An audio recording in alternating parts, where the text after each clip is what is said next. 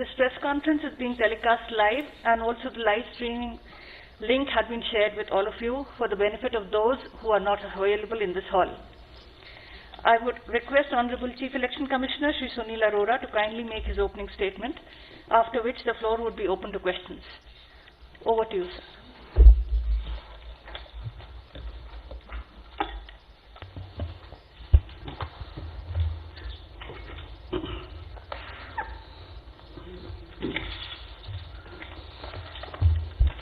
One of the most valuable stakeholders for ECI, friends from media. I was getting messages after messages, so were my colleagues, especially yesterday, day before. I only wrote one sentence, that please enjoy your weekend. Nothing else. I would like to start the press conference, or interaction rather, and I would like to make it very clear at the very outset that, as always, you can ask as many questions as you like. Of course, Shefali ji would kind of moderate and regulate that part.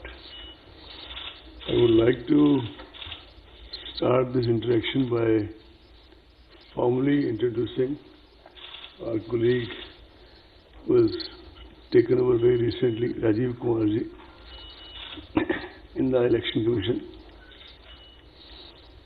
Just as the gain of ADB is a loss of ECI in respect of Mr. Lavasa, Rajiv Kumar ji is not a stranger to any of you. In fact, he is not a stranger to the country as such, having been Banking Secretary in the most turbulent and difficult times, Finance Secretary of the country, and earlier Establishment Officer in the Department of Personnel, besides his many other distinguished his other assignments. And he is also, from the very limited interaction in the last couple of days, one can know that he is also like both of us, me and Sushil ji. He plays under the radar, but plays very effectively. We last met at the time of announcement of elections to the Assembly of NCT of Delhi on January 6, 2020. The world has changed significantly since then, and certainly not for the better. The uncertainty and devastation caused by COVID-19 in the world has changed the way we live and work. It has forced a so-called new normal, which is absolutely not, which is not normal, but it's a new normal in every aspect of our lives, social, economic, and cultural. As the pandemic spread across the world, the first reaction of the election management bodies of many countries where elections were due was to postpone the elections, hoping that the pandemic would soon loosen its grip and they will be able to conduct their elections in a more conducive environment. More than 70 countries postponed their elections.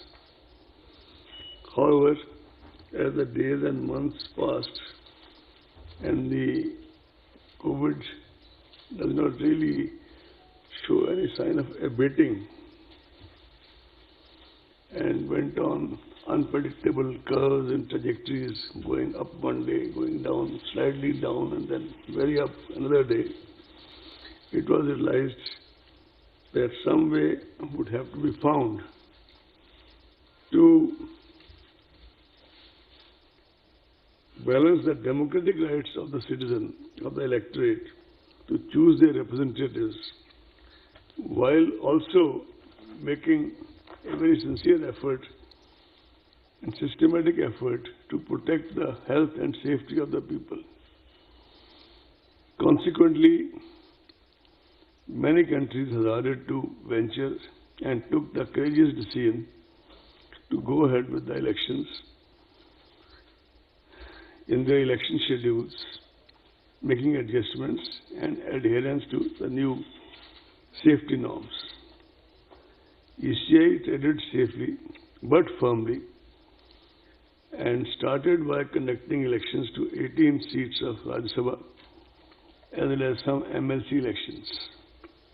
As you are aware, elections of Rajya Sabha are indirect, but they involve around 984 eligible electors across 8 states of the country. Stringent health and safety protocols were enforced during this election. After the successful conduct of these elections amid COVID crisis, ECI had all along been doing kind of parallel exercise on what to do about Bihar and what to do about the by-elections in a couple of state assemblies. And these were quite meticulous preparations to which I'll allude to in a while. So today, friends, we are here. The Commission is here before you to announce the elections to the largest assembly of one of the largest states of India, which is Bihar. I think if you see the relative statistics, it would probably be, as a very senior friend from media said in the morning, the biggest election in the world in the COVID times, in the immediate future. You're all aware that the term of assembly in Bihar is due to expire on 29th November. Bihar Assembly has a strength of 243 members, of whom 38 seats are reserved for SCs and 2 for STs. COVID-19 exigencies and social distancing measures made the Commission revisit the extant instructions. One of the first major steps which was taken was to reduce the maximum number of electors at a polling station from 1,500 to 1,000.